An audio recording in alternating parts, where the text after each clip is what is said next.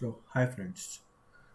Actually, I'm going to start a series on C++ and data structures because I feel like if I create a content, it will also help me to remember it, and maybe possible that I'm learning something wrong. So, whoever sees this content may correct me. Okay, and I will be making this video in English as well as in Hindi, so most of you can understand easily. I'm really sorry, but I don't know any other languages, so make I can't translate it to some other language. Okay, so let's get started.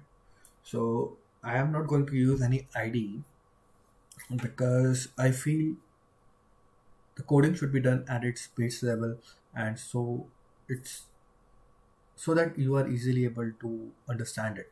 Okay, I can also use Visual Studio. You can see at my desktop that I have Visual Studio, and it's a proper integrated development environment, and it you feel very easy when you will code in it. But now in industry we use Ubuntu.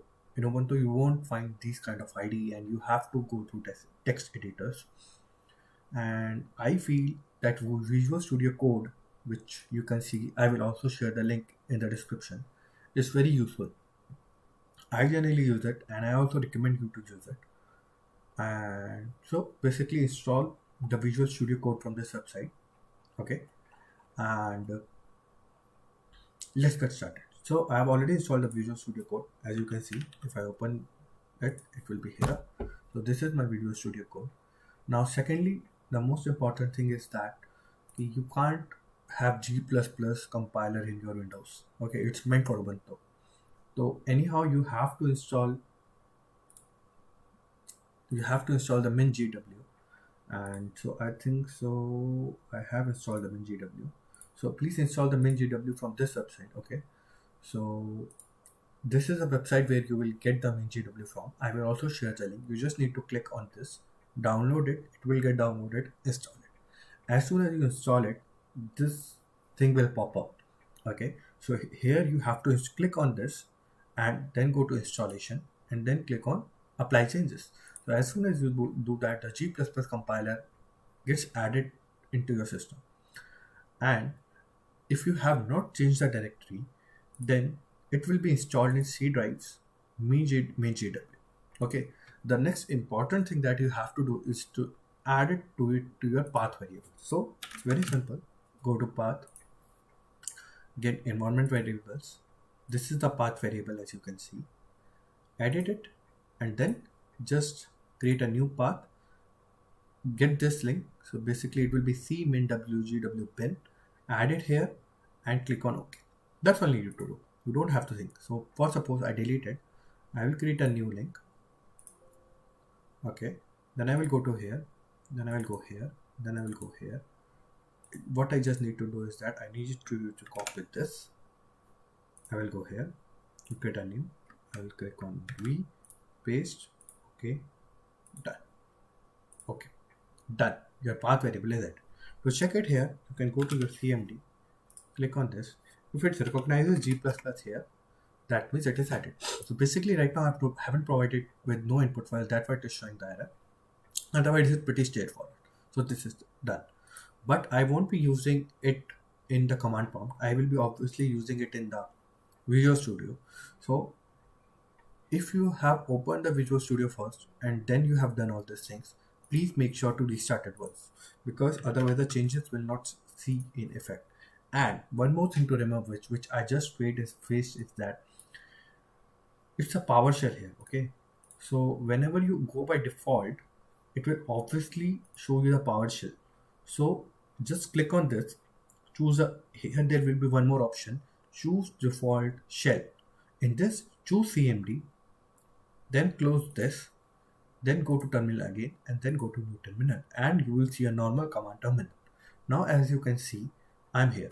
Now when you are doing things with CMD, there are some commands that you need to remember. That, for example, cd dot dot. So what it do is that it will go back one directory. So I was in Samir, I go back to users. Now if you see, I will go back to Samir again. Okay, then if I directly go on to C, I will do C and this thing. So it will directly jump back all the directories to the parent directory. Okay, and if you need to change the directories, then just write D, change the drives actually, just write D and enter. So it will change the drive. Please make sure that you remember some of these commands, and we will go through these commands again in the later videos.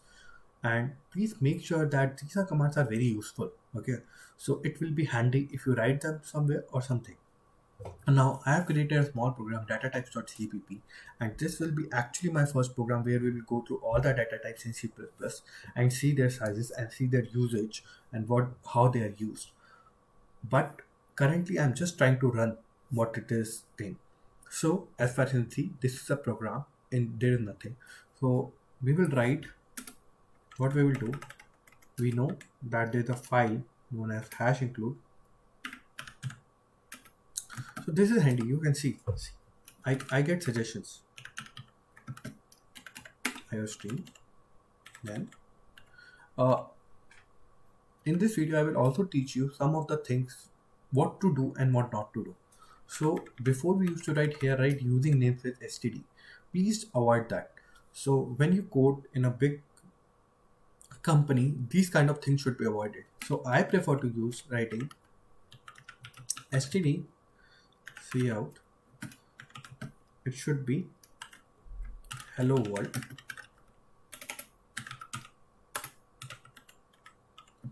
and it should be std end. Okay, so here we have learned two commands. Std cout, okay, it is used for printing compiler out, so it command line out. So it will show whatever I written in this in command line out. This is end of line. So we used to write /n, right? /n. So for this now we use stdendl, which is more preferable because it's clearly said what we are writing. Whatever we want to write. So suppose this is a string and we just want to print hello world. So that's why we are writing in double inverted comma, showing that it's a string. And this is operator. So backwards operator, so it shows that we are giving something to cout. Okay, in Cin this will be opposite, that we are taking something out of Cin. Now we are giving something to cout. So as you can see the meaning of this operator, so basically we are giving something to cout. Then this is endl. So we can line these operators. Otherwise what I can do is that I can also end this statement here and again write std cout. So this is the other way to write this command, because now this is the thing we can do, and we can do. So this is also we can do, and this will give us the same result, and we will see how. Now the first thing I want to show how to compile this. So we will write g++, then obviously our data types.cpp and just enter. Okay, it will generate a.out. So we will write